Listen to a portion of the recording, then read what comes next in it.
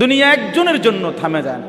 এই সামনের CNG accident, 3 জন লোক মরে গেছে মনে করেন, তবুও পিছনের সিএনজি থেমে যায় না, ছাড়ি দিয়ে জায়গা, কারো হাতে সময় নেই। আমি সব সময় বলি দুনিয়া বড় স্বার্থপর, বড় স্বার্থপর। আগের গাড়ি অ্যাক্সিডেন্ট করলো, পিছনের গাড়ি, তার হাতে সময় নাই, একটু জ্যাম বাজলে চিৎকার শুরু করে, এই বেটা আরে কাটা মরছে টরছে ডি পরে বেটা রাস্তা ক্লিয়ার করে না, সময় নাই আমার। এই তো দুনিয়া, এই তো দুনিয়া। আপনি মরবেন যেদিন, সেদিনও আপনার স্ত্রী সন্তান যদিও কাঁদবে, কিন্তু ওই দিন রাইতেও তারা ঠিকই ভাত তরকারি খাবে। হ্যাঁ, হে করে তাই না দিছে, এরা যাইতে আরো ভালো করে খাওয়ায়, যে কান্দাটা কাঁদছ আরো গদ্দুর গুস্ত লও, ভাত লও আরো। ধোকা, দুনিয়া ধোকা। দুনিয়া কি ধোকা, ধোকা, ধোকা, ধোকা, ধোকা। ভাই দুনিয়া এটারে বলে 4 কোটি টাকা খরচ করার পরেও ছিটকারির বল্টু থাকে না। দুনিয়া থেকেই যায়, দুনিয়া বাকি থাইকা থাকে, দুনিয়া শেষ হয় না। দুনিয়া এক রাক্ষস, এই রাক্ষস তৃপ্ত হয় না। একজন প্রবাসী, একজন বিদেশি বলতে পারবে না, আপনি জিজ্ঞাসা করেন সে তার পরিবারকে শেষ পর্যন্ত খুশি করতে পারছে, মানে একজন, একজন, একজন রাক্ষস, অতৃপ্ত, অতৃপ্ত। এইবারও তো আমি সৌদি আর হজের সময় কত প্রবাসী দেখলাম, বিভিন্ন প্রবাসীদের কাছে গিয়ে গিয়ে বয়ান করছে, ওদের রোমে রোমে। এমনও প্রবাসী দেখছি বলছে যে হুজুর আমি 8 বছরের ভিতরে কোনোদিন নিজের সুখ বলতে কি জানি না, বউ বাচ্চার প্রয়োজন, সংসারের জন্য সব দিয়ে দিছিল। এক ছেলে বলছে হুজুর আমি এই 8 বছরের ভিতরে কোনোদিন একজন ভালো ডাক্তার দেখাইনি, কোনোদিন দেখাইনি। কারণ ওইখানে ওষুধ পুরা প্যাকেট, পুরা ইয়া কিনতে হয়, বক্স কিনতে হয়। ওষুধ যদি ডাক্তার দেখাইয়া ওষুধ টষুধ লইতে 15-20 হাজার টাকা যাইব আমার, আমি বাইর টাকা পাঠাবো কেমন? টাকা তো আমার কম, সামান্য। কয় তাহলে পরিবারের প্রয়োজন পূরণ করতে গিয়ে সামান্য ব্যথা বেদনার 1-2টা ট্যাবলেট খাইয়া পড়ে থাকি, কিন্তু ভালো কোনো ডাক্তারও দেখাই নাই। কিন্তু কাউরে, সে নিজে কাউরে খুশি করতে পারিনি, সবাই অতৃপ্ত। দুনিয়া তৃপ্ত হওয়ার জায়গায় এলো, সেখানে আপনি তৃপ্ত করবেন কিভাবে? যেখানে খোদ আল্লাহ তাআলা বলছেন একমাত্র তৃপ্ত বান্দা তৃপ্ত হবে একমাত্র জান্নাতে। ওয়ালাকুম ফিহা মা তাশতাহি আনফুসুকুম ওয়ালাকুম ফিহা মা তাদউন। আল্লাহ বলে জান্নাতেই একমাত্র বান্দা তুমি যা চাইবে তাই দেবে, এবং যা দাবি করবে তাও মিলবে। শুধু এটুকু না, আল্লাহ বলেন লাহুম মা ইয়াশাউনা ফিহা ওয়া লাদাইনা মাজিদ। আমার বান্দা জান্নাতে যা চাইবে তাও দেয়া হবে, এবং আমি আল্লাহর পক্ষ থেকে অতিরিক্ত আরো অগণিত দেয়া হবে। মানে আমি চাইবেই কি? আপনারে কইলো যে জান্নাতে ফেরেশতা, ভাই সাহেব ফল কি কি খাবেন একটু অর্ডার করেন। আপনি কয়টা ফলের নাম জানেন? নয়তো 20টার নাম বলবেন। জান্নাতে ফল আছে 20 কোটি, আপনি জানেন কি তা? আপনি আপেল, মালটা, হ্যাঁ, এরপরে দিয়ে আনার, এই যে পেয়ারা, হ্যাঁ, হিমসাগর, রূপালী, আর কি সদবদর, তা আপনি তো জানেন। আর কি তা তরকারি বা তরকারি কি নাম? পাঙ্গাস, তেলাপিয়া, ধন্যতা, কাঁচামরিচ, খিরা, টমেটো, দুন্দুল, করলা, এই তো ফার্মের মুরগা, কক মুরগা। আর কি জানেন আপনি? তো এই বুঝি বেহেস্ত, বুঝি এই ফাঙ্গাস তেলাপিয়া লইয়া বেহেস্ত। কি মনে করছেন? খাম খেয়ালি মনে করছেন? এটা বুঝি এই ফার্মে মুরগা বলা বেহেস্ত। সুবহানাল্লাহ। ওয়ালাদাইনা মাজিদ। বান্দা যা চাইবে আল্লাহ বলবে আরো আছে, আরো আছে, আরো আছে, আরো আছে, আরো আছে। আখিযিনা মা আতাহুম রাব্বুহুম। এই যে কোরআনে আল্লাহ বলেন জান্নাতে কেমন হবে আমার নিয়ামত, আমি দেব, সে নেবে। এবার তুমি আন্দাজ করো বান্দা, আমি আল্লাহ দিতে পারি কতক্ষণ, দিতে পারবো কতক্ষণ, আমার আছে কি কি। তা আপনি এমনি না কইবেন আল্লাহর নাই কি কি। নাই কি কি? কিছু নাই বলতে কিছু আছে আল্লাহর কাছে। এই জন্য বললাম দুনিয়া তো বাপ তৃপ্ত হওয়ার জায়গাই না, তৃপ্ত হওয়ার জায়গা না এখানে। খোদার কসম যুবক ভাইয়া, তোমরাও পারবা না। বেডি চাইতে চাইতে তুমি যদি 100 কোটি নারীও উলঙ্গ করে দেখো, সারা পৃথিবীর সমস্ত নোংরা ছবিও দেখো, খোদার কসম তৃপ্ত তুমি হইবা না, স্বস্তি মিলবে না। নোনা জলে তৃপ্ত হয় না। লবণাক্ত পানি পান করলে তৃষ্ণা প্রচন্ড বেড়ে যায়। এই জন্য সাগরের লবণাক্ত পানি যদি কারো ভিতরে ঢোকে, সে প্রচন্ড তৃষ্ণার্ত হয়ে যায় তখন। অর্থাৎ লোনা পানি তৃপ্ত করে না, তৃষ্ণা মিটায় না। ঠিক হারাম ছবি, হারাম নাচ, ভিন নারী, অবৈধ প্রেম, যা কিছু অবৈধ তা 100 কোটি দেখলেও 1000 কোটি দেখলেও তৃপ্ত হবে না। এজন্য যুবক, এজন্য বেপর্দা নারী, বেহায়া পুরুষ সারা দিন সারা রাত সারা বছরও নারী দেখা, নাচ দেখা, ছবি দেখা, নাটক দেখা তৃপ্ত হয় না। কিন্তু একজন পবিত্র পুরুষ একজন স্ত্রী নিয়ে, হালাল বিবি নিয়েই তার জিন্দিগি তৃপ্ত হয়েছে। যা হালাল তাতে তৃপ্তি আছে। এজন্য স্বামী স্ত্রী তৃপ্ত হয়। কিন্তু অসভ্য, বেশরম, বেহায়া তৃপ্ত হয়, তার কোনো স্বস্তি নাই। এজন্য কিস্তিওয়ালা তার অভাব, তার চাহিদা শেষ হয় না। হালাল উপার্জনকারী অল্পতেই তার তুষ্ট হয়। এটা বাস্তব। এক সাগর মদখোর পান করলেও সে তৃপ্ত হয় না। 1 গ্লাস পবিত্র পানি তৃষ্ণার্ত ব্যক্তিকে তৃপ্ত করে। যা হালাল তা তৃপ্ত করে, যা হারাম তা কি করে না, তৃপ্ত। এটাই সত্য, এটাই বাস্তবতা ভাইয়া। একজন বুঝলে একজনই, দুইজন বুঝলে দুইজন, কিন্তু এটাই সত্য। কোনদিনও আল্লাহর নাফরমানির মধ্যে, আল্লাহর অবাধ্যতার মধ্যে কেউ সুখ পায় না, কেউ সুখ পায়। আমি 43 বছর এক জামা এক পোশাকে তৃপ্ত, কারণ এটা সুন্নাত। তুমি তৃপ্ত হইতে পারো নাই। তুমি 6 মাসের মধ্যে জুতার চুলের ডিজাইন 1 বছরের মধ্যে বদলাইছো কমপক্ষে 3-4 বার। তো তোমারে কেমনে সুন্দর লাগে তুমি নিজেই তো কইতে পারো না, তো মানুষে কি তা করবে? তুমিই তো জানো না তোমারে কেমনে ডক লাগে। কি এদিকে চুল বাড়াইলে ভাল লাগে না ওইদিকে ভাল লাগে, তুমিই তো জানো না। তোমার নিজেরই তো বেল নাই, হদিস নাই, তো আর মানুষে আপনার সুন্দর করবো কীর্ত? আপনিই তো বলতে পারেন না আপনারে কি দিয়ে সুন্দর লাগে। নিজের সুন্দর তো নিজেই খুব স্টাইল করে যত্ন করে বলে এটা সেরকম। আমার 3 মাস পরে আবার হেদিকে ফিরে এলি, তা আগের সেরকম কই গেল? বলেন না কেন ভাইয়া? আগের সেরকমটা গেল কই? আগে না বন্ধুরা কইলো দোস্ত সেরকম, তখন কয় না কা ওটা বদলাইলেন কেন?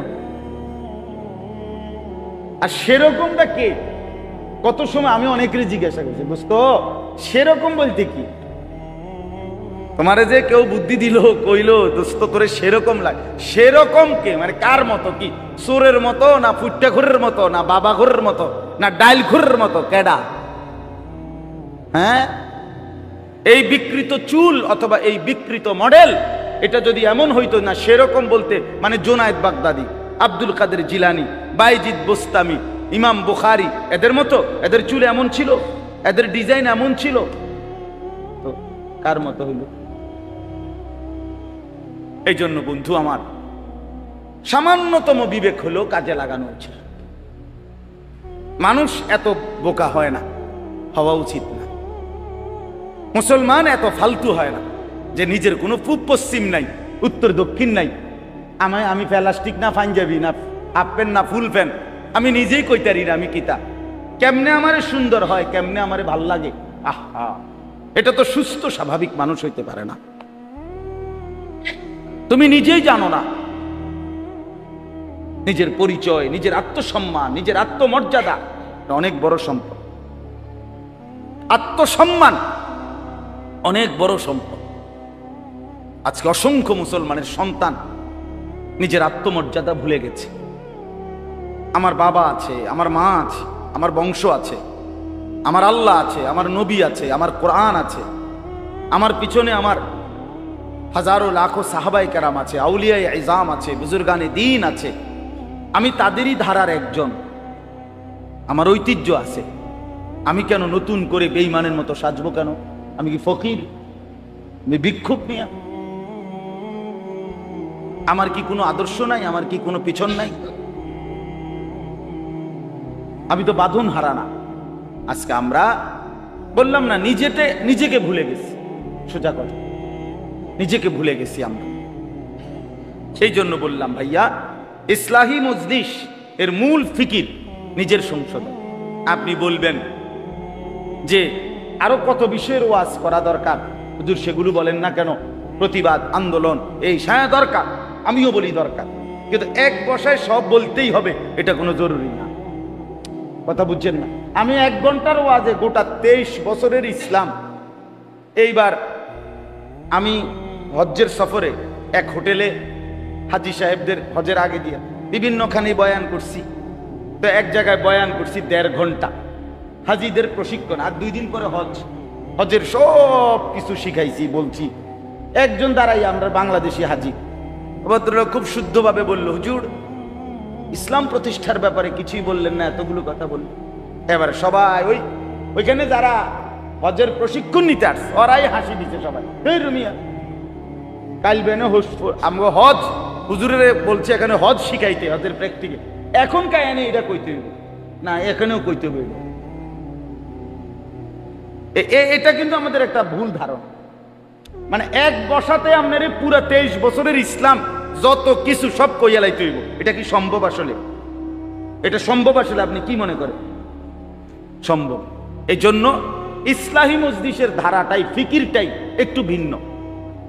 ইসলাহি মজলিস মানে হলো শুধুই সংশোধনের মজলিস, ফিকির তৈরি করা, কলিজার ভিতরে অনুভূতি তৈরি করা, বিবেকটাকে জাগানো যে হায় আমি কি করছি, এই সমাজে কি হচ্ছে হোক, কিন্তু চলেন একজন একজন ভাবি আমি কি করছি। তো এই একজন একজন ভাবলেই তো এই সমাজ, এই দেশ, এই জাতি, আমাদেরকে নিয়েই তো পৃথিবী, আমাদেরকে নিয়েই তো সমাজ। আমাদের মতোই কোনো না কোনো আচরণ আরেকজনে করতেছে, ঠিক কি না বলেন? এটা ভেবে দেখেন। এই জন্য নিজের দিকে ফিকির দেওয়া, নিজের কয় জিনিস একজন মানুষ নিজের সংশোধন করবে, কয় জিনিসে? 5 জিনিস।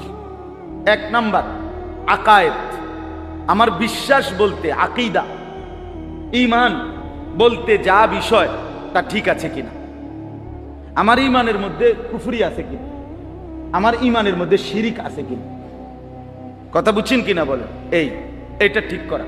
তাহলে আমাকে জানতে হবে আমার ঈমান আনতে হয় কিসে, আমার ঈমানের মধ্যে কুফরি এবং শিরিক হয় কিসে। এটা আমার সংশোধন, মানে আমি ঠিক করা, আমার এটা ঠিক করা চাই। আপনি বলে দিলেন হুজুর বা অমুকের বললেন মেম্বর, উপরে আল্লাহ নিচে আমনে, এটা তো শিরক। এটা কি শিরক? এটা মেয়ের জামাইরে মেয়ের বাপ মা বলে দিল, জামাইয়ের হাতে তুলে দিয়া, বাবা উপরে আল্লাহ নিচে আমনের হাতে তুলে দিলাম, তো শিরক করল। কথা বুঝছেন কিনা বলে? তাহলে এরকম অসংখ্য কথা, শব্দ মানুষের, যার দ্বারা ঈমানের মধ্যে কুফরি হয়। ইসলামের যে কোনো নিদর্শনকে তুচ্ছতাচ্ছিল্য করা শিরক, কুফরি, কুফরি, কুফরি। হ্যাঁ, আপনি দাড়ি রাখেন না, কবিরা গুনাহ, কিন্তু দাড়িকে বিদ্রুপ করা কুফরি। আপনি টুপি পরেন না, সেটা এক বিষয়, টুপিকে বিদ্রুপ করা কুফরি, আপনি বেঈমান। ইস্তেহজা, বিদ্রুপ করা, এটার হুকুম আলাদা, এটা কুফরি।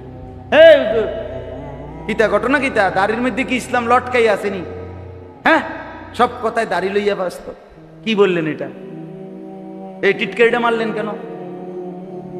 হ্যাঁ বলেন, করলেন একজন আলেম, কথার কথা মনে করেন উনি ইসলামের নিদর্শন, আপনি তাকে টিটকারি করলেন, কেউ জোর আপনার তো কাম নাই, এটা কেবল দাওয়াত খান, কি বললেন?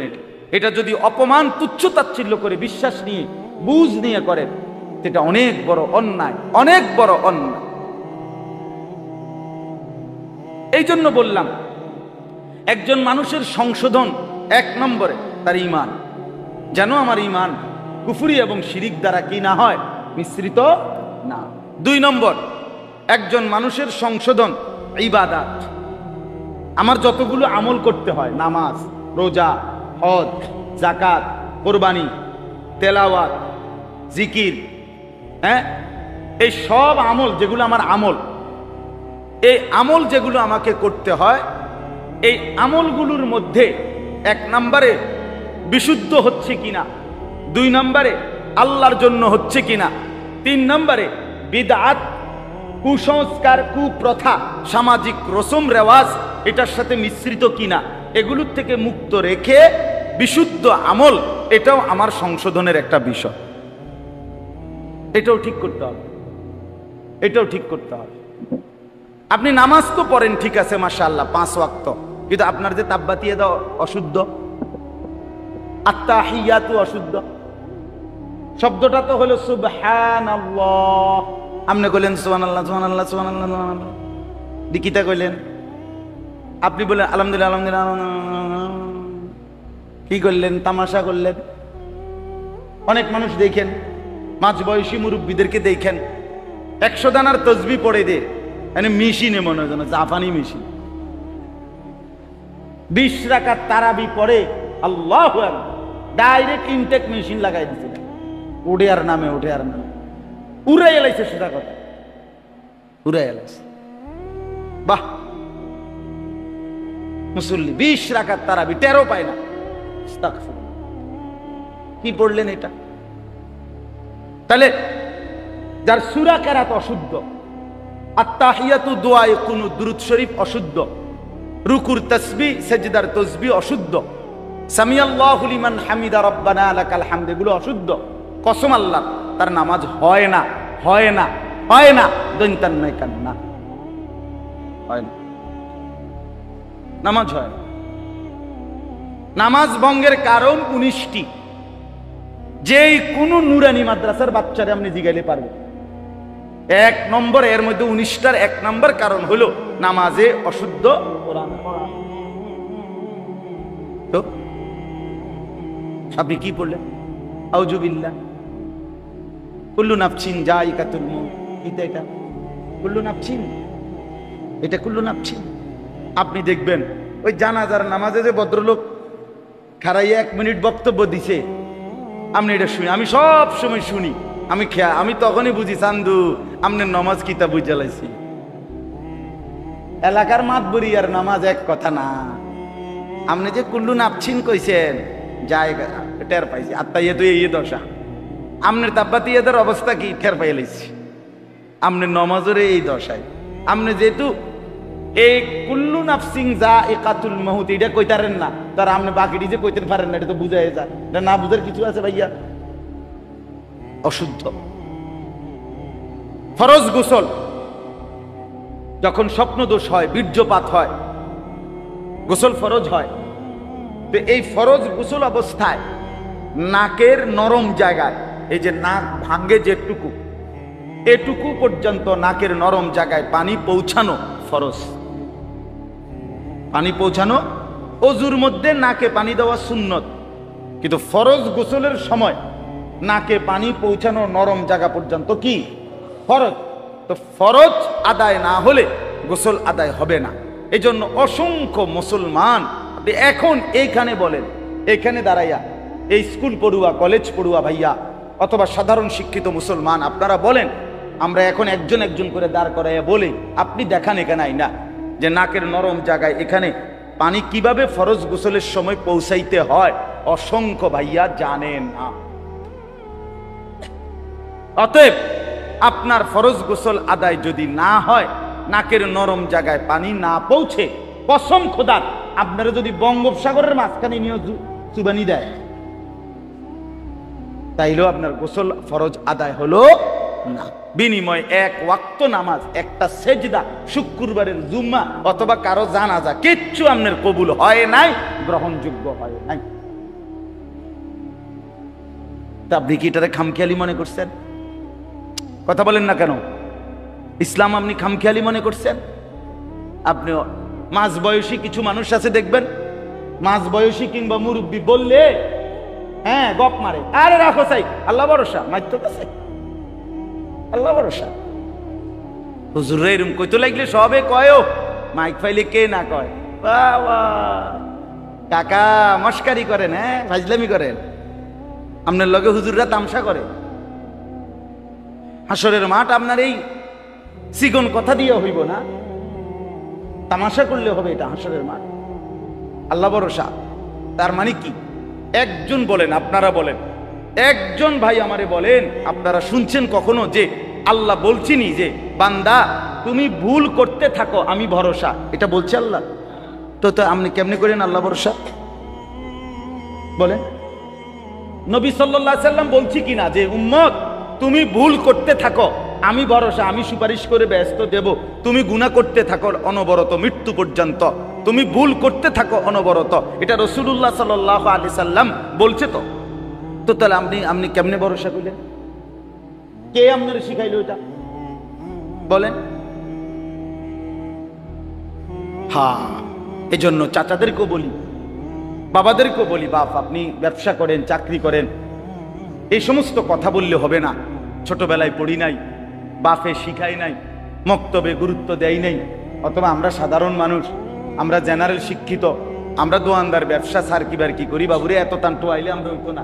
কসম খোদার এগুলো বলিয়া কবরে আপনি বাপ পাবেন না, টাঙ্গাইয়া ফিটবো আমি কই, না ফিটলে আমারে কই, আমার নম্বর রাখেন, মনে রাখি। আমি শক্ত মানুষ, খামখেয়ালি ইসলাম নিয়া দিন নিয়া খামখেয়ালি ফাজলামি করবেন না। এটা তামাশা না, এটা বাজার সদাই না,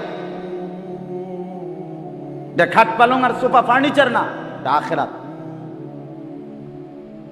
ভুল হলে আর শুধরানো যাবে না, দুনিয়া শুধরানো যায়। আগের বাজারে মাছ ফাঁসা পড়লো, পরের বাজারে ঠিক মতো কিনা যায়, মোটামুটি বোঝা যায় যে তে আমার 2 নম্বরই মাছ দিছে, তার হাতারে গিলে তার কাছে যাইতাম। আমাদের দেশে এটা কয়ও লাকসামের দিকে কোন বেটায় মাছ কিনছে, কিনা বাড়িতে আইনা বউ কাছে দিছে, আর বউ ধমকাইয়া যে একটা মাছও ভালো পড়ছে না, কি মাছ কিনলা তুমি? এমন বেচারাও বুঝছে যে মাছটি সবটি পচা, চুপ করে রয়েছে। বউয়ে অনেকক্ষণ দমকা দমকি চেতাচেতি করে বউ এবার কইতেছে, দেখ শুনিতে বেটা একটা কথা কয়নি, মানে এমনি তো আনছে আনছে ফসা মাছটি, তাও একটা কথাও তো কয় না।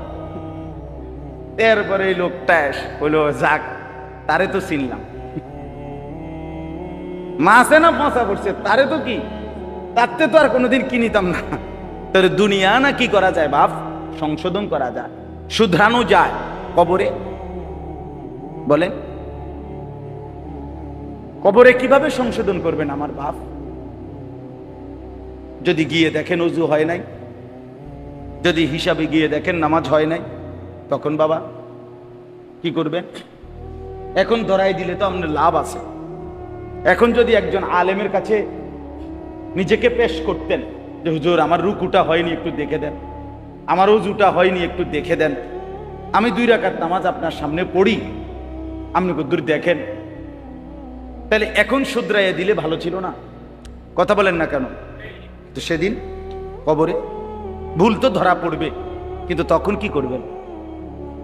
আমি তো আলহামদুলিল্লাহ এখনো আমার খুলনার হজরত, বাংলাদেশের অনেক বড় একজন বুজুর্গ আরিফ বিল্লাহ হজরত মাওলানা মুফতি নুরুল আমিন সাহেব হজরতের কাছে আমরা এখনো নামাজ শিখি। এই গত বছরও আমি রাত 1:30 বাজে আমার বাসায় হজরত মেহমান ছিলেন, হজরতের সামনে আবার একাকী নামাজ দেখাইছি, হজরত রুকু হয় কিনা, সেজদা হয় কিনা আপনি দেখে দেন। এইবারও হজরত আমার সেজদা এবং রুকুর মধ্যে একটু ত্রুটি ঠিক করে দিছে, বলছে মনে হয় এটা এইভাবে হবে। আজ থেকে প্রায় 5-7 বছর আগে আমার শায়েখ আল্লামা মুফতি মুশতাকুন নবী কাসেম হুজুর আমারে বলছে, মাওলানা কয়েকজন আলেম রেডি করেন, খুলনা যাব। আমি প্রায় 30 জনের মতো আলেম আমরা 3 দিনের জন্য যাব হুজুরের সাথে, মুশতাকুন নবী সাহেব হুজুরের সাথে ঠিক করছি। তো যাওয়ার আগে হুজুরকে আমি বললাম, হুজুর কেন যাবেন ওইখানে, খুলনা যাবেন কেন ওই হুজুরের কাছে? এই প্রথম যখন যাই, হুজুর বলছে, মাওলানা শুধুই কেবল সুন্নত মোতাবেক ওযু এবং নামাজ শেখার জন্য।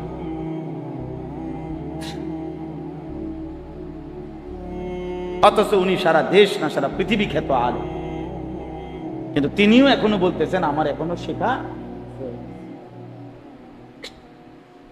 আপনাদের আপনাদের হালাত কি? আপনারা তো নিজেকে প্রথম কাতারে বৈশা আজকে 30 বছর ধরে চাচা পয়লা কাতারে নামাজ পড়ে, ইমাম সাহেবের ফজর মাগরিব এশা 3 ওয়াক্ত নামাজের সূরা কেরাত উনি শুনতেছে আজকে 20টা বছর। উনি বুঝে যে ইমাম সাহেবের পড়া যেরকম আমার পড়াটা এমন না, আমার সূরা কেরাত শুদ্ধ না, এটা উনি বুঝার পরও শিখার সংশোধন করার ন্যূনতম 10টা সূরা ঠিক করার মতো সময় সুযোগ মানসিকতা উনার মধ্যে নাই।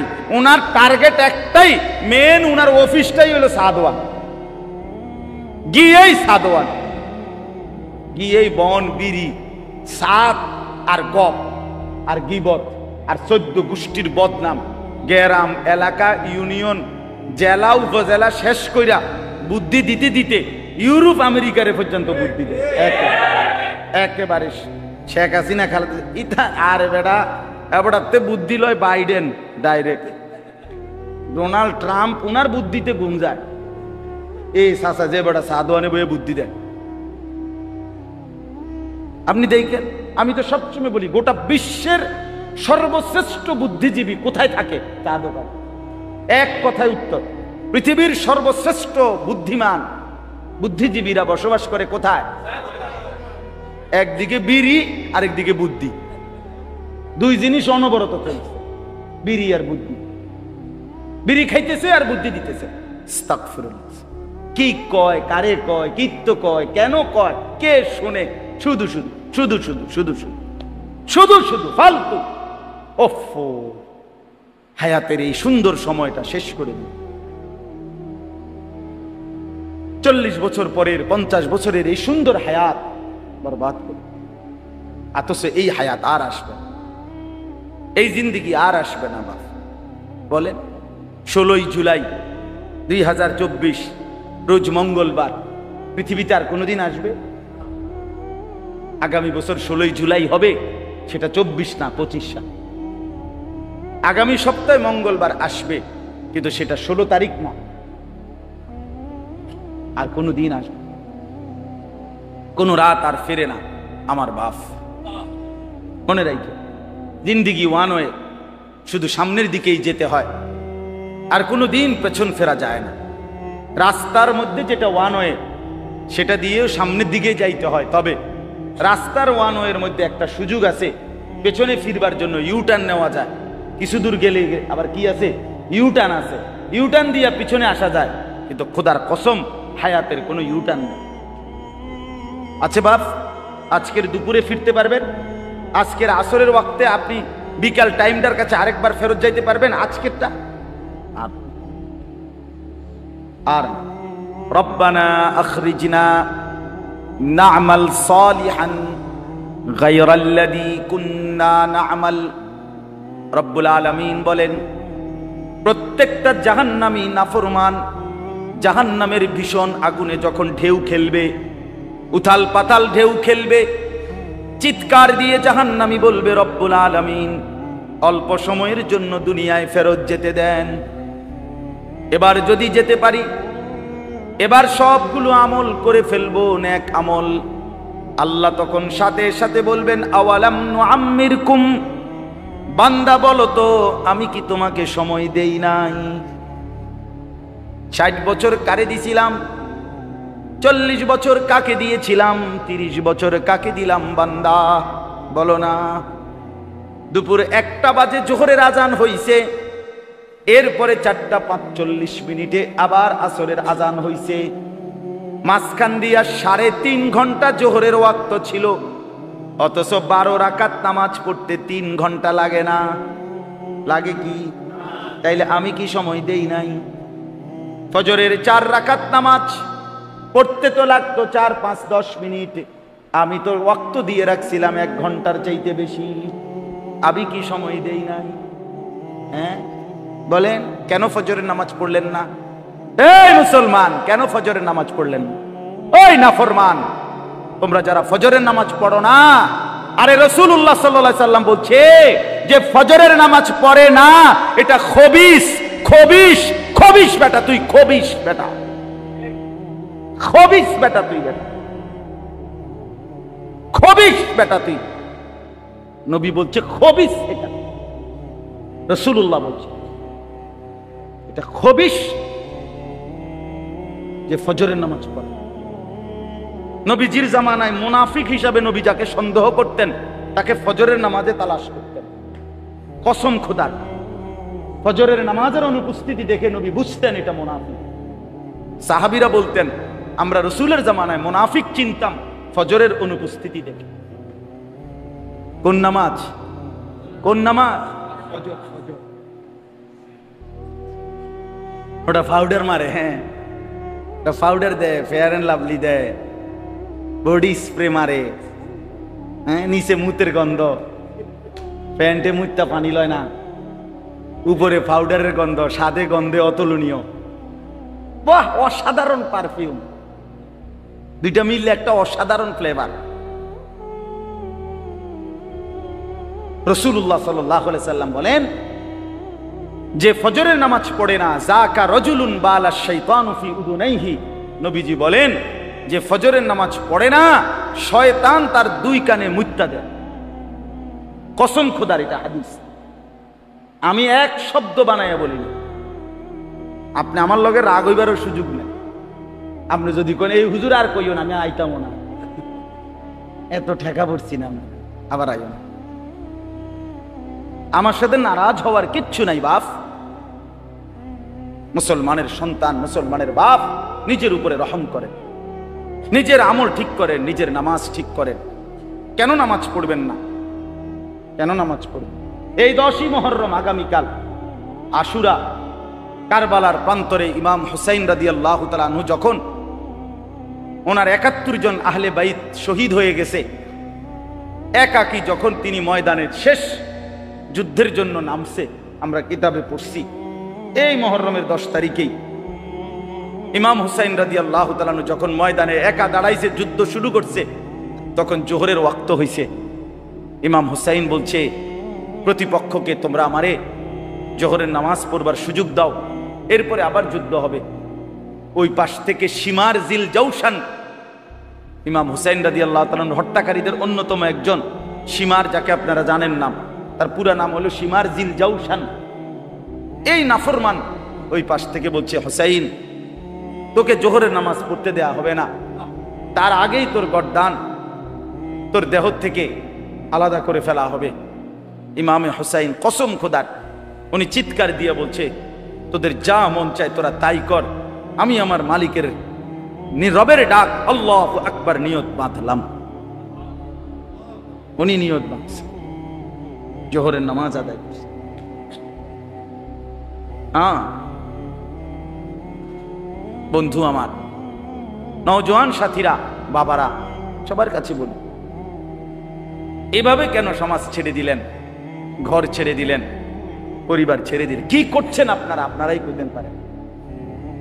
এক সেট সোফা, 6টা চেয়ারওয়ালা, একটা ডাইনিং টেবিল, একটা ফ্রিজ, আর কয়টা কাচের প্লেট, লবণের বাটি, চায়ের কাপ, 2টা আলমারি, 4টা খাট, আর টাইলসওয়ালা একটা বাসা, 4টা রুম, 2টা বাথরুম।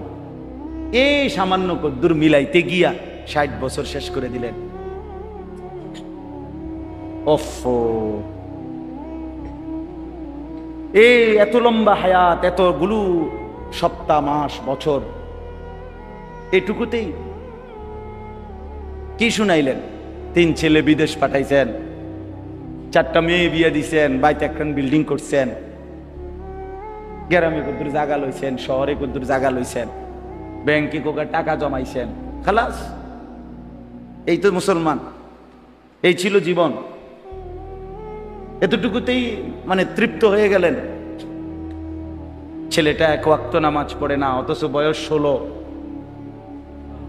মেয়েটার বয়স 15-14, একদিনও পর্দা করে না। আপনার ঘর থেকে রঙে রসে সাইজা টাইট কাপড় পইরা অসভ্য নির্লজ্জা বেহায়া মেয়ে প্রতিদিন বের হয়। আপনি বোঝেন না কারে দেখাইতে বের হয়? আপনার চোখে কোনো শরম নাই? আপনি এই মেয়েটার বাপ না? আপনি এই মহিলার স্বামী না? আপনি এত বেশরম কেমনে হইলেন? আপনি বাইচা রইলেন কেমনে? রাসূলুল্লাহ সাল্লাল্লাহু আলাইহি ওয়াসাল্লাম বলেন, কসম আল্লাহর, এটা হাদিস, যেই পুরুষ তার স্ত্রী সন্তানের জন্য অশ্লীলতা, বেহায়াপনা, নাফরমানি, বেপরদিগি পছন্দ করে, মেনে নেয়, স্বীকৃতি দেয়, আল্লাযী ইউকিররু আহলাহু আল খুবুস, নবীজি বলেন সেই পুরুষ দাইয়ুস। আর আল্লাহর নবী বলছেন দাইয়ুসের জন্য জান্নাত হারাম। দাইয়ুসের জন্য জান্নাত হারাম। এই জন্য ছেলেদেরকে বলি, ভাইয়া নষ্ট হয়েও না, আমার নওজোয়ান ভাইয়া নিজেরে বরবাদ করো। এত বেডির দরকার নাই, পারতা না, কোনো দরকার নেই। শুধু শুধু এতটি বেডি লইয়া কোনো কাম হইতো না। সারা দিন সারা রাত মোবাইলে বেডির ছবি দেখুন, এত বেডি বেড হইতে লাগে না। এত নারী দরকার নেই। জীবন মানে শুধু নারী না, পৃথিবীতে আসার উদ্দেশ্য শুধুই নারী না। এক মহিলার ছবি, মহিলার সাথে প্রেম, এক নারীর দিকে নিয়ে সারা দিন রাত নারে দোস্ত। মানুষ এত মাতাল হওয়ার কথা না, এত পাগল, এত তার সিরা মানুষ হয়। নারী তো প্রয়োজন মানুষের মধ্যে। মানুষের মধ্যে ক্ষুধার চাহিদা, এটা কে দিছে? তো পূরণের ব্যবস্থা আল্লাহ রাখছে। মানুষের মধ্যে পানির তৃষ্ণা, এটা কে দিছেন? তো এটা পূরণের ব্যবস্থাও কে রাখছেন? মানুষের লজ্জাস্থানের চাহিদা, শাহওয়াত, এটা আল্লাহর দেওয়া। কার দেওয়া? এটা পূরণের হালাল পবিত্র ব্যবস্থাও আল্লাহ রেখেছেন কিনা বলো তো? তাইলে আর সমস্যা কি? তাইলে আর সমস্যা কি? এর জন্য এরকম কুত্তার মতো হয়ে যাওয়ার অর্থটা কি বেটা? 24 ঘন্টা নারী, ছবি, নর্তকী, নাচ, গান, জিনা, ব্যভিচার, অশ্লীল দৃশ্য আর মেয়ের পিছনে পড়ে থাকার মধ্যে সার্থকতাটা কি বেটা? এমন সুন্দর যৌবন, 16, 17, 18, 20 বছরের এমন সুস্থ সবল শরীর দেহটাকে বাস কেমনে নষ্ট করে দিলা? কেমনে নষ্ট করে দিল? ওফ, আমি বুঝি না এটা। এটা কি হায়াত নষ্ট করে দিল, কি চমৎকার জিন্দেগিটা শেষ করে দিল। হায় হায় হায়, আল্লাহ আমাদেরকে মাফ করে দেন। যে ভাইরা উদ্যোগ নিছেন, আল ইসলাম পাঠাগার, মাশাআল্লাহ, সংশোধন, আগে ফিকির করবেন। শুধু কেবল ফেসবুক, শুধু মোবাইলে ছবি আসলো, ইউটিউবে ছবি আসলো, ফেসবুকে এই করেছেন সেই করেছেন, শুধু এতটুকুতেই খুশি হইবেন না। বরং নিজের সুন্দর, নিজের আখলাক, নিজের পরিবর্তন, নিজের সেজদা, নিজের নামাজ, নিজের বন্দিগি, এটার দিকে নজর রাখেন। আমরা এই করেছি, ওই করেছি, মানুষের কল্যাণে এই করেছি। মানুষ কিন্তু আমনেও কথা কয় না, আপনি নিজেও তো কি নিজের কল্যাণের ফিকির করেন, নিজের ফিকির করেন। আল্লাহ আপনাদেরকে উত্তম ভাবে তৌফিক দান করেন। তাহলে আমার বক্তব্যটা ছিল এটাই, ইসলাম সংশোধন করতে হবে নিজের, 1 নম্বরে। আর প্রথম সংশোধন ঈমান, আকীদা। প্রথম সংশোধন কিসের? 2 নম্বর ইবাদত, মানে আমল, আমল। 3 নম্বর হলো মুআমালাত, লেনদেন। আমরা চলতে গিয়ে জীবন চলার পথে জমির বেচা কিনা, এরপরে আমাদের সমস্ত উৎপন্ন কর্ম, আমরা যে উপার্জন করি, উপার্জনের যার যেটা পন্থা, চাকরি বলেন, ব্যবসা বলেন, ক্ষেত বলেন, যেটাই বলেন, যে যেমনি রোজগার করেন, এর রোজগার মানেই লেনদেন। রোজগার মানে কি? কেউ পণ্য দেয়, কেউ টাকা দেয়। কেউ শ্রম দেয়, কেউ মজুরি দেয়, এই না কথাটা? মানে লেনদেন হয় এখানে। আমি শ্রম দিচ্ছি, আপনি আমারে পারিশ্রমিক দিচ্ছেন। আমি মাল দিচ্ছি, আপনি আমারে কি দিচ্ছেন? টাকা দিচ্ছেন। আমি জমি দিতেছি, আপনি আমারে মূল্য দিতেছেন, মানে লেনদেন। এইটাই মুআমালা। এইটাকেও সংশোধন করা যায়। এটার মধ্যে কোনো হারাম আছে কিনা, সুদ আছে কিনা, ঘুষ আছে কিনা, অবৈধ উপার্জন আছে কিনা, হারাম আছে কিনা, এটাকে বাছাই করা, সংশোধন করা। আপনি যেমন কোম্পানি বলছে আপনারা এভাবে আমরা কিস্তি দেব, আপনার থেকে এভাবে টাকা নেব, আপনি এটা তো কোম্পানি না বলছে, কিন্তু আপনার উচিত একজন আলেমে দ্বীনকে জিজ্ঞেস করা যে হুজুর আমার দোকানের ব্যবসাটা হলো এই, আমারে এই কোম্পানি এভাবে মাল দিতে চায়, এভাবে টাকা নিতে চায়, আমার এটা দেওয়া নেওয়া ঠিক হবে কিনা?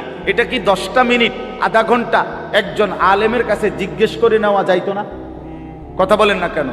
না, কিন্তু আপনি দেখেন এটা জিজ্ঞাসা করতে রাজি না। আমার সম্পদের উপরে এটা জিজ্ঞাসা করা উচিত যে আমার লেনদেনটা সহি কিনা। এই যে আমাদের সমাজে যুগ যুগ ধরে বন্ধকের যেই সিস্টেম আজও বদলানো যাচ্ছে না, অথচ এটা 100 যে আধা 30 শতক 20 শতক আধাকানি জমি আমনের আমি দিলাম, আর আমনের থেকে আমি 50,000 টাকা নিছি বা 1 লাখ টাকা দিছি, বিনিময়ে আমনের কাছে আমি 20 শতক জমি কি রাখছি? বন্ধক রাখছি, আর আমনের থেকে আমি টাকা নিছি 50,000। এখন আমাদের দেশের নিয়ম কি, যে যতদিন পর্যন্ত এই 50,000 টাকা সুদ না করবে, এবারে না দিতে পারবো, অতদিন এই 20 শতক জমি উনি ভোগ করব। এটা না নিয়ম? এটা 100 হারাম, 100 হারাম, হারাম হারাম হারাম। এটা হারাম বেটা, হারাম খাইলা তুমি, হারাম খাই। যদি বলেন ওমা আপনি নতুন করে এই কথা কইলে হইবনি হুজুর, না আমি নতুন করে কইলে হইতো না, জানতো আপনি আপনার পুরান কথা থাই না, অসুবিধা, আমাদের মানা করছি নি, আমি তো জামুইগা, এখন বয়ান শেষ হইলে তো আমার গাড়ি রেডি, আমি দৌড় কুমিল্লা, আমি কিত্তাম আপনার কান্দে লই বয়ে থাকতাম। আপনারে বললাম। হ্যাঁ, এবার যদি আপনি বলেন না হুজুর এটা হারাম না, আপনার কাছে হুজুর আছে, অন্য কেউ বলছে এটা জায়েজ, তাহলে কে বলছে আমারে জানাইলে এরপরে আমার বিচার যেদিন হবে সেদিন আমি বটনি লাগামো আপনার সামনে কানে দইরা, এবং ভিডিও হইব, রেকর্ডিং হইব, সারা দেশ দেখবে। আপনি বিচারের ডেট ঘোষণা দিয়েন, আমি বলে। তাহলে কথার কথা একটা উদাহরণ দিলাম, অসংখ্য গাছের ফল, পুকুরের মাছ আপনার আন্দাজের উপরে বিক্রি করে ফেলে। ও বল মানে মুকুল বের হইতে হইতেই কি বিচ্ছেলা ফল বিক্রি করে ফেলে। তো এটা কি হালাল না হারাম জিজ্ঞেস করছে? ওদের এমনি তো চলতে আছে, এমনি চললে, এমনি তো কত মানুষে বিড়ি খাইতো, এই জন্য সবাই বিড়ি খাই লেবো নাকি? কত মানুষে তো টেলিভিশন দেখতেছে, তো এই জন্য বুঝি টেলিভিশন জায়েজ হয়ে গেছে, নাটক সিনেমা দেখা কি হয়ে গেছে? জায়েজ হয়ে গেছে। তাইলে অনেক মানুষ কোনো গুনাহ করলেই সেটা কি হয়ে যায় না, হালাল হয়ে। আল্লাহ আমাদেরকে বুঝ দান করে। আপনি যদি বলেন বন্ধকের এই সিস্টেম সঠিক বানানোর কোনো সিস্টেম না, মানে এই লোক কি করবো যে 20 শতক জমি ওনার কাছে যে আমি বন্ধক রাখলাম, তো এটা কি করবো উনি? এটা আপনি কি করবে, এটার একটা বুদ্ধি আছে, এটা আমি বলতাম না। আমি আমনের দরকার হলে আপনি হুজুরের জিগাইবেন, আমি অন কইতাম কেন না, কি লেগে বলবো আমি? না জানার দরকার নেই, যার দরকার হে জিগাইব কষ্ট করে। আলেমদেরকে জিজ্ঞাসা করলেই ওনারা হালাল তরিকা কি, বৈধ পন্থাটা কি সেটা বলে দিন। কথা বুঝছেন কিনা বলে? প্রত্যেক পন্থারই বিকল্প হালাল পন্থা আছে, আছে কিনা বলেন না কেন? মদের বিকল্প মধু আছে, বুঝেন নাই? সুদের বিকল্প ব্যবসা আছে, হালাল ব্যবসা। আল্লাহ এই জন্য বলছে আমি সুদে না হারাম করছি, তাকে তো হালাল। তাহলে বিকল্প হালাল পদ্ধতি আছে কিনা বলেন? আচ্ছা, আপনি জেনে নিবেন। 3 নাম্বার। 4 নাম্বার হলো মুআশারাত, আচরণ, পারস্পরিক আচরণ। মা বাবা, স্ত্রী, সন্তান, ভাই বোন, চাচা মামা ফুফা খালু, হ্যাঁ, পাড়া মহল্লা, প্রতিবেশী, আত্মীয় স্বজন, বন্ধু বান্ধব, চলার পথের পথিক, মুসাফির, এতিম, গরিব, ফকির, মিসকিন, অসহায়। এই সমাজের আমাকে বাদ দিয়ে যত মানুষ, কার সাথে আমার আচরণ কি হবে এটা জানা, এটা ঠিক করা, এইটাও আমার সংশোধনের অংশ। কথা বুঝছেন?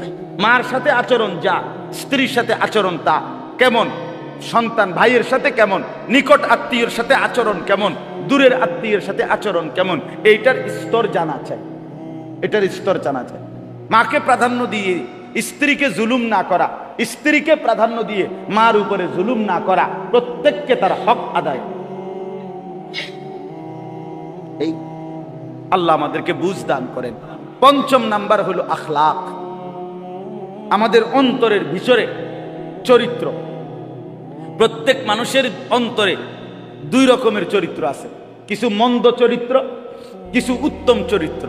মন্দ চরিত্রগুলো সরিয়ে ফেলা আর উত্তম চরিত্রগুলো নিজের মধ্যে তৈরি করা, সংশোধন করা। যেমন আপনার মনে করেন কৃপণতা, এ মানুষের ভিতরে থাকে, কৃপণতার একটা অভ্যাস, এটা একটা মন্দ চরিত্র, এটা দূরে সরানো উচিত।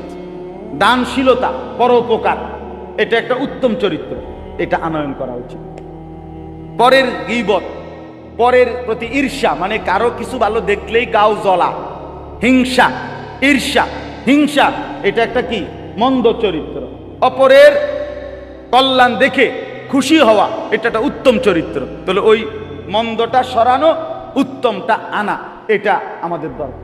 তাহলে আমি অল্প কথায় বললাম, 1 নাম্বার আমাদের ঈমান আকীদা সংশোধন করা উচিত, 2 নাম্বার ইবাদত আমল সংশোধন করা উচিত, 3 নাম্বার লেনদেন সংশোধন করা উচিত, 4 নাম্বার পারস্পরিক আচরণ সংশোধন করা উচিত, 5 নাম্বার আখলাক মানে ভেতরের চরিত্র সংশোধন করা উচিত। তাহলে ইসলাহি মাহফিল এবার বলেন তো কি পরিমাণ দরকার? কথাটা বুঝছেন কিনা বলেন? এগুলো একটা একটা করে ধরে ধরে ধীরে ধীরে ঠিক করা দরকার, শোনা দরকার, বুঝা দরকার, সংশোধন করা। এই জন্য আমি অনুরোধ করলাম, যেই ভাইরা আলহামদুলিল্লাহ উদ্যোগ নিছেন, আজকের মজলিসও সাজাইছেন এবং আপনারা ভিন্ন আরো আয়োজনও করছেন, আপনাদের এই সব আয়োজনে আল্লাহ তাআলা বরকত দান করেন। আর আপনারা যারা মসজিদের কমিটি আছেন, মসজিদের ইমাম সাহেব, খতিব, মুয়াজ্জিন সাহেব আছেন এবং মহল্লার মুসল্লি আছেন, আপনাদের কাছে অনুরোধ, আলহামদুলিল্লাহ আপনাদের ফেনী সমৃদ্ধ এলাকা, ফেনী জেলা ওলামায়ে কেরামের জেলা, ওলামায়ে কেরামের জেলা, উপযুক্ত আল্লাহওয়ালা মুত্তাকি ফরহেজগার ওলামায়ে কেরাম আলহামদুলিল্লাহ আছে এখানে। এই জন্য আপনারা মাঝে মাঝে 2 মাস পরে পারেন, 3 মাস পরে পারেন, এরকম ইসলাহি মজলিস করার চেষ্টা করবেন। জনপ্রিয়তা কোনো জরুরি না, কোনো বক্তার জনপ্রিয়তা আছে, উনি আইলে কিছু লোক বেশি হইব না, এই জনপ্রিয়তার মোহ, এটা ঠিক না। আমার জনপ্রিয়তা মূল মাকসাদ না, সংশোধন মূল মাকসাদ। কথা বুঝছেন কিনা? এই কাজেই 50 জন হোক, 20 জন হোক, 10 জন হোক, মুসল্লিরা আপনাদের যদি একটা একটা ওযু, গোসল, নামাজ, সূরা, কেরাত, দোয়া, কালাম, আপনাদের ঈমান আকীদা লেনদেন ধীরে ধীরে সুন্দর হয়, ঠিক হয়, সামান্য একটু খেয়াল করলে হয়তো অনেক কিছু ঠিক হয়ে যাইতো, কিন্তু আপনি খেয়াল করতেন। সেজদার মধ্যে পিছন দিয়ে যদি 2 ঠ্যাং উঠতে যায়, দোনো পাও একসাথে উঠে যায়, নামাজ একেবারেই বাতিল, নামাজ আর হবে না। ওই নামাজ সৌ সেজদা দিলে হইতো না, নামাজ এটা একবারে বাতিল। এখন আমি নিজ চোখে দেখছি, আপনারা একটা দিন একটা মসজিদের সেজদার পরে একটা ভিডিও করাইয়া দেখেন যে পিছি দিয়ে কিতা হয়। কথাটা আমার বুঝছেন? অথচ এটা একটা ছোট্ট বিষয় যে আপনার এটা মনে রাখা যে আমার দোনো পাও যেন অবশ্যই মাটির সাথে, ফ্লোরের সাথে কি করে থাকে, লাইগা থাকে। তো এটা যদি আমার কারো যদি এই বেখেয়ালে উঠে যায় সবসময় এই অভ্যাস, তাহলে উনি যে এটা ঠিক করে নাই, তো উনি হাসরের ময়দানে গিয়া দেখবো ওনার কোনো নামাজ নেই, কিন্তু উনি তো পড়ছিল। কথা বোঝেন নাই আমার? কিন্তু ঠিক করে নাই। তাহলে মুশকিল কিনা বলে? মুশকিল। এরকম অনেক বিষয় আছে। এই জন্য আমি বলবো, আপনারা ওলামায়ে কেরামকে দাওয়াত করে এনে মসজিদের ইমাম সাহেব, খতিব সাহেব, ওনাদের বয়ান, এগুলোর দ্বারাও জুমার বয়ান পরিবর্তন শেখার নিয়তে শুনবেন। জুমার নামাজের বয়ান 52 সপ্তাহ জুমার বয়ান হয় 1 বছরে, মানুষের সংশোধনের জন্য যথেষ্ট। কিন্তু সামনের 2 কাতারের মুরব্বী, মাঝ বয়সী ইমাম সাহেবের ওয়াজ শুরু জুমার দিন, এবার জুরানি শুরু, এরকম করে, মানে বর্ষি দিয়া মাছ ধরে, বর্ষি দিয়া মাছ ধরে যেমনি এমনি ঠোকর মারে, এই রুমে বেড়া বয়ে বয়ে মাছ ধরে, ইমাম সাহেবের জুরানি মানে বয়ান শেষ, ওনার জুরানি শেষ। হ্যাঁ, আপনি ওনারে বলবেন চাচা আর জিমাইতেন না, আরে জিমাইলাম হইলে ইমাম সাহেব তো ওয়াজ করে না, এটা ইমাম সাহেবের দোষ। ইমাম সাহেব ওয়াজ বন্ধ করলো কেন? এই জন্য চাচার জুরানি বন্ধ হয়ে গেছে। আর পিছনের ছেলেরা এই ঠেলা ঠেলি, ধাক্কা ধাক্কি, রসিকতা, মোবাইল অথবা দুষ্টমি, ফালতু কথা। আহা, তাহলে পিছনের এই নওজোয়ান, এদেরও এই আল্লাহর কথার থেকে কিছু দরকার নাই, সামনের এই জিমাইন্না গলার কাছেও দরকার নাই। তো আল্লাহর কথা শুনবে কে, শিখবে কে, জীবন সাজাবে কে? যদি বলেন সবাই, আমি বলি না, সবাই না রে বাপ। সবাই যদি এই সমাজে পচে যেত, নষ্ট হয়ে যেত, তো আসমান, সূর্য আর চন্দ্র আর উঠত না। কিছু ভালো মানুষ, কিছু নেককার, কিছু চরিত্রবান, কিছু দিনদার, কিছু আল্লাহওয়ালা, কিছু তাহাজ্জুদ গুজার, কিছু সেজদাওয়ালা, কোরআন পড়নেওয়ালা আছে বলেই তো সূর্য উঠে, চাঁদ উঠে, রাত আর দিন আসে, আল্লাহর দয়া হয়। সিটার বাটপার, সুদকুর, ঘুষখোর, হারামখোর, মদখোর, নেশাখোর, জুয়ারি, তাদের জন্য সূর্য চন্দ্র ওঠে না, আল্লাহকে যারা সেজদা করে তাদের কারণে। অতএব দয়া করে, মেহেরবানি করে হায়াত কাজে লাগান, সময় কাজে লাগান, জিন্দেগি কাজে লাগান। আমি শুধু আয়াতের তরজমাটা বলি, এটাই কথা। ইন্না ইদ্দাতাশ শুহুরি ইনদাল্লাহি 12 শাহরান, আল্লাহ বলেন ফি কিতাবিল্লাহি ইয়াউমা খালাকাস সামাওয়াতি ওয়াল আরদ। আল্লাহ বলেন আসমান জমিন সৃষ্টির আগেই লৌহে মাহফুজে আমি আমার কুল কায়নাতের তাকদীর যখন লেখাইছি, সেই সময় আমি আল্লাহ এই পৃথিবীর জন্য সিদ্ধান্ত নিয়ে রাখছি, এই পৃথিবীতে মাস হবে 12টি। মাস হবে কয়টি? 12টি। ইয়াউমা খালাকাস সামাওয়াতি ওয়াল আরদ, আসমান জমিন সৃষ্টির শুরু থেকেই আমি আল্লাহ, সৃষ্টির প্রথম মিনিট থেকেই 12 মাসের বছর আমি আল্লাহ চালু করে দিয়েছি। এই সময় আমি চালু করে দিছি। এই যে 12 মাস, এই যে সপ্তাহ, এই যে দিন, এই যে রাত, এই যে সকাল, দুপুর, বিকাল, প্রথমেরটারে কয় সকাল, এরপরে হইলে কয় দুপুর, এরপরে হইলে বিকাল, এগুলা তো আপনার জাতিসংঘের ফয়সালা, ঠিক না? এটা জাতিসংঘের সিদ্ধান্ত। তো মানে প্রথমে সকাল, এরপরে দুপুর, এরপরে বিকাল, নাকি? কথা বলেন না কেন? 7 দিনে সপ্তাহ, 12 মাসে বছর, এগুলো আমেরিকার সিদ্ধান্ত। আল্লাহ বলেন এটা আমার ফয়সালা। সময়, এই প্রতিটা সময়, ঘন্টা, মিনিট, সেকেন্ড, মাস, বছর, সপ্তাহ, দিন, মুহূর্ত, এক বিন্দু, আল্লাহ বলেন এটা আমার সিদ্ধান্ত, আমার সিদ্ধান্ত। মিনহা আরবাআতুন হুরুম, আল্লাহ বলেন এই 12টি মাসের মধ্যে 4টি মাস সম্মানিত, সবচেয়ে বেশি। এই 4টি সম্মানিত মাসের মধ্যে একটা হলো এই মুহররম, জিলকদ, জিলহজ, মুহররম, রজব। এর মধ্যে এখন যে মাস, আগামীকাল 10ই মুহররম।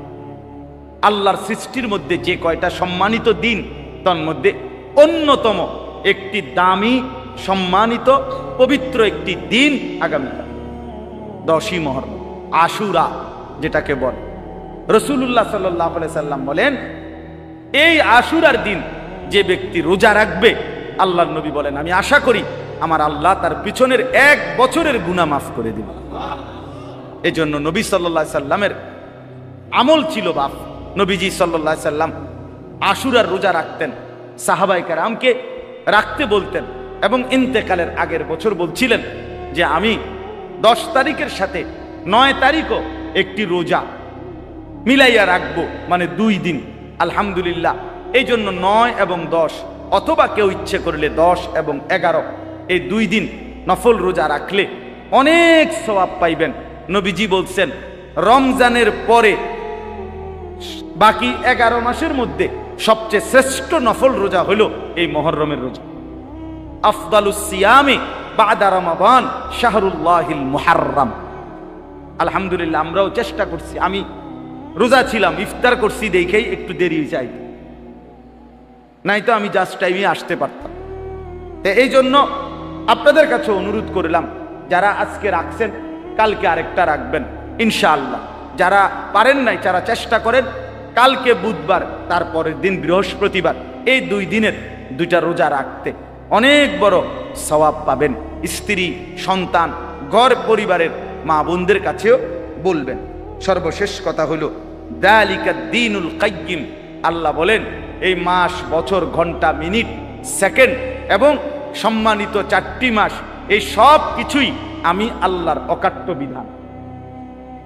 অতএব তুমি রাতকে ডবল একসাথে আনতে পারতা না, দিন ডবল একসাথে আনতে পারতা না, তুমি কোনো ঘন্টা আটকাইতে পারতা না, তুমি কোনো মিনিট থামাইতে পারবেন?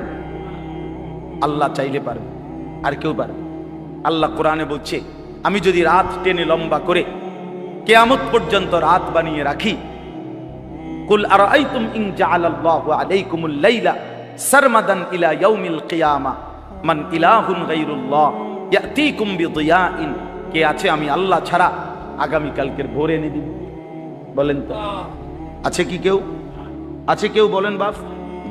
অতএব আল্লাহ বলছেন এটা আমার অকাট্য বিধান, রাত্র আমি আনি, দিন আমি আনি, বছর আমি আনি, মাস আমার বাপ। এই শেষ কথাটা শুনেন, আল্লাহ কোরআনে বড় আমাদেরকে আদেশ করছেন, ফালা তাজলিমু ফীহিন্না আনফুসাকুম।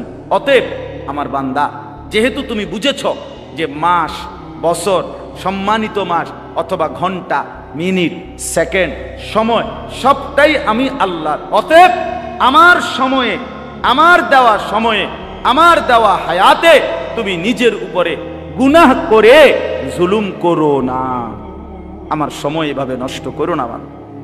এই জন্য যুবক ভাই, এই ঘন্টাগুলো, মিনিটগুলো, এই সপ্তাহ, শনিবার, রবিবার, সোমবার, মঙ্গলবার, দোস্ত আমার, বন্ধু আমার, এর একটাও আমারও না, তোমারও না, তোমার বাপেরও না, আল্লাহ।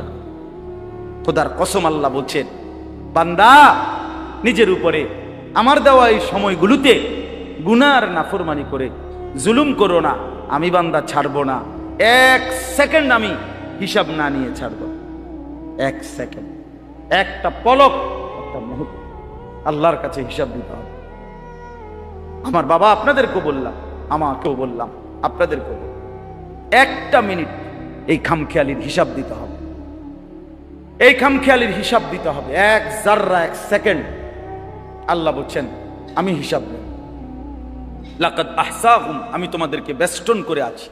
ওয়া আদ্দাহুম আদ্দা, আল্লাহ বলেন আমি তোমাদের জিন্দেগি গুনে গুনে রাখছি, গুনে গুনে। আহসাহুল্লাহ, আল্লাহ বলেন আমি গুনে রেখেছি। ওয়া নাসুহু, তুমি ভুলে গেছো, তুমি মনে নাই বান্দা, আমার মনে আছে, আমি সেকেন্ড সেকেন্ড ফিরাই দেব। ইয়াউমা তুবলাস সারায়ের। রে ভাইয়া শুনেন, আল্লাহ বলছে তোমার অন্তরের ভিতরে যা যা জল্পনা, কল্পনা, কথা, পরিকল্পনা, ইচ্ছা, আকাঙ্ক্ষা, শাহওয়াত, কামনা, বাসনা, অন্তরে যেগুলো ঘুরপাক খাইতো কিয়ামতের দিন, সেগুলো আমি তোমার সামনে খুলে দেখাবো। হুসিলা মা ফিস সুদূর, অন্তরের গুলো দেখো, এক সুতা আড়াল হবে না। এই জন্য দয়া করেন, রহম করেন, আমিও আপনিও কষ্ট করে বসছেন, গরমের মধ্যেই বসছেন। যুবক ভাই যে কয়জন বসছেন ভাইয়া, চেহারা সুরত দেখে অনেকেরই মনে হচ্ছে নামাজ পড়েন না। ভাই আমার, আমি বুঝি ভাইয়া, আমারে যদি এখন কোন খার করাইতাম বেনামাজি, আমি দাঁড় করাইতাম। বেনামাজি অসভ্য হেরে চিনা যায়। এটা যে অসভ্য, নির্লজ্জ, বেহায়া, বেশরম, এটা যে আল্লাহর দুশ্মন, এটা যে মানবতার দুশ্মন, এটা যে কায়নাতের মাখলুকাতের দুশ্মন, এর চিনা যায়। আমি দাঁড় করাই, আমার দায়িত্ব দেন একজনে, আমি দাঁড় করাবো ইনশাআল্লাহ। 50 জন দাঁড় করালে আশা করি 48 জন ভুল হইতো না। হ্যাঁ হ্যাঁ, চেহারা সুরত দেখলেই বোঝা যায় বেনামাজির চেহারায় কোনো দয়া মায়া থাকে না, বেনামাজির চেহারায় কোনো সৌন্দর্য, নূর থাকে না। এই জন্য আমি রহম করেন নিজের উপরে, আল্লাহর ওয়াস্তে।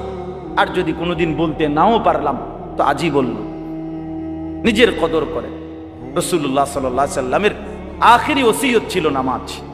নবীজি হযরত আয়েশাকে বলছে, আয়েশা আমি চলে যাচ্ছি, মালাকুল মউত আমার সামনে দাঁড়িয়ে, জিবরাইল আমার সামনে দাঁড়িয়ে, আয়েশা আমি আমার মালিকের কাছে যাচ্ছি। যাওয়ার আগে বললাম আমার উম্মতকে বইল শেষবারের মতো, আসসালাত আসসালাত, আমার উম্মত যেন নামাজ ঠিক করে, নামাজ ঠিক রাখে। হযরত ওমর রাদিয়াল্লাহু তাআলা আনহুকে ফজরের নামাজের সময় ইমামতি অবস্থায় প্রথম রাকাতে এক কাফের ছদ্মবেশী ছুরি দিয়ে ঘাই দিছিল 7-8টা। হযরত ওমর ইমামতি করতেছিলেন, তখন উনি সরে গিয়ে রক্তে উনার এই কোমরের পাশে ভাইসা গেছে। উনি হযরত আব্দুর রহমান ইবনে আউফকে ইমামের জায়গায় দাঁড় করাইয়া বলছিলেন, আব্দুর রহমান, আগে নামাজ শেষ করো, এরপর আমারে ধরো।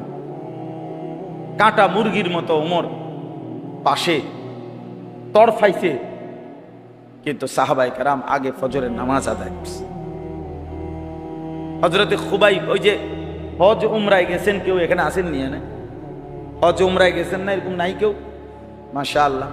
ওই আয়েশা মসজিদ আছে একটা, যেখান থেকে এহরাম বাঁধে। আবার এই আয়েশা মসজিদের কাছে একজন সাহাবীকে ফাঁসি দিছিল মক্কার কাফেররা, খুবাইব রাদিয়াল্লাহু তাআলা। এই যে আপনার ছেলের নাম, আমাদের তাজুবাইয়ের ছেলের নাম খুবাইব।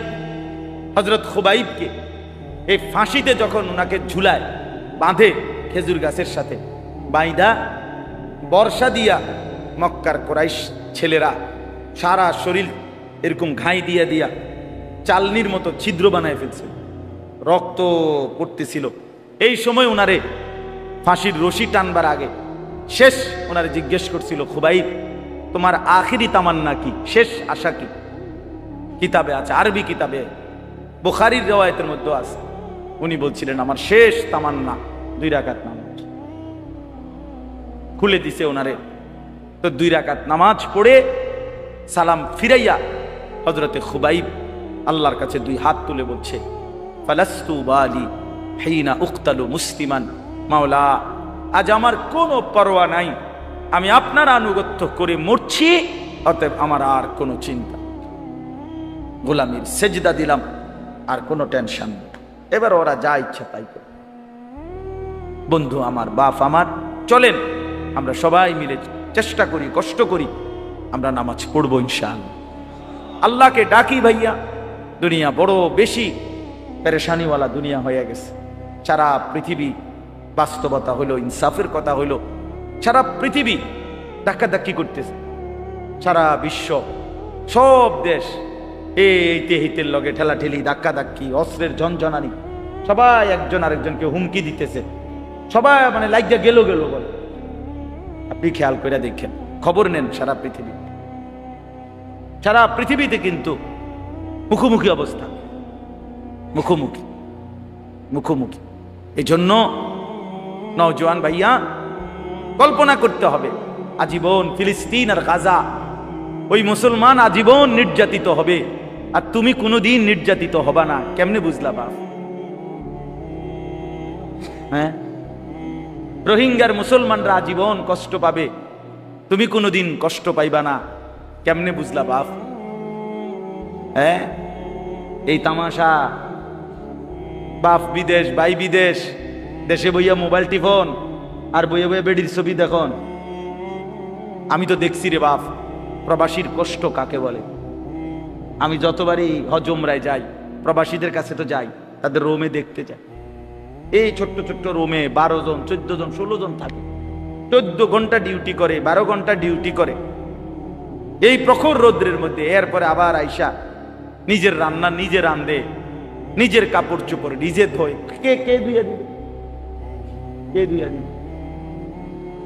আমি 33 দিন হজে ছিলাম, আমার ছোট 3 বছরের মেয়ে প্রতিদিন না হলো 2 বার, কমপক্ষে 2 বার আমার লগে কথা কইছে, প্রতিদিন 2 বার। আমি আমার বিবির সাথেও এতবার কথা বলি নাই, কারুর লগে না, কিন্তু ওই আমার লগে কথা কইব, আমার এটা সারাক্ষণ মনে হইতো। মাত্র 33 দিন আছিলাম গোনা গোনা, কিন্তু আমার কলিজা ছিঁড়া গেছে। আমার ছোট্ট মেয়েটার আমি দেখবো কখন, আদর করব কখন। আর ওই বেচারা দে 1টা বছর, 2টা বছর, 3টা বছর স্ত্রী সন্তান ফেলে এই কষ্ট করে প্রবাসে থাকে। আহা, বিনিময়ে তার স্ত্রী সন্তান দেশে 2 হাতে মোবাইল টিপে টাকা পয়সাগুলো দেদারছে, যা মন চায় তাই নষ্ট করে। হায় জালেম, কি করলি? ওই বেচারার কলিজা পানি করা টাকা, রক্ত পানি করা টাকা। আল্লাহ আমাদেরকে মাফ করে দেন। আমরা নিয়ত করলাম তো ইনশাআল্লাহ, যুবক ভাই কি খবর, নিয়ত করেন নিজেকে বল। হ্যাঁ আবারও বলছি, কেউ কেউ তোমার ঘরে মনে রাখ, এই সময় তোমার চুলের বাম্পার সাইবার টাইম কারও নাই, তুমি বেকুব দেখে তুমি মনে করছো কতজনে চাই হুদ্দা, মানুষের কামের অভাব নাই, মানুষ বুঝিয়ে বইয়ে বইয়ে তোমার চুলের একবার এদিকে ফিরাও একবার এদিকে ফিরাও, ব্যাক কর। কার হাতে টাইম আছে, মানে যে হতনের টাইম নেই মানুষের। আকাম শুধু শুধু নিজে নিজে বোকামি করছে। আল্লাহ আমাদেরকে বুঝ দান করেন।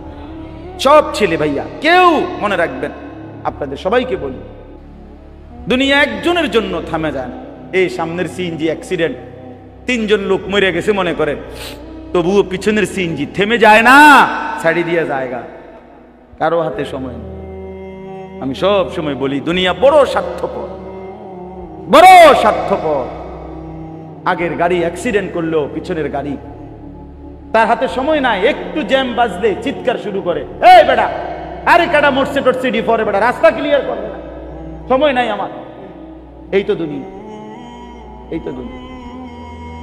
আপনি মরবেন যেদিন, সেদিনও আপনার স্ত্রী সন্তান যদিও কাঁদবে, কিন্তু ওই দিন রাইতেও তারা ঠিকই ভাত তরকারি খাবে। হ্যাঁ হে করে তাই না দিছে, এরা যাইতে আরো ভালো করে খাওয়ায়, যে কান্দাটা কানছ আরো গদ্দুর গুস্ত লো, ভাত লো, আরো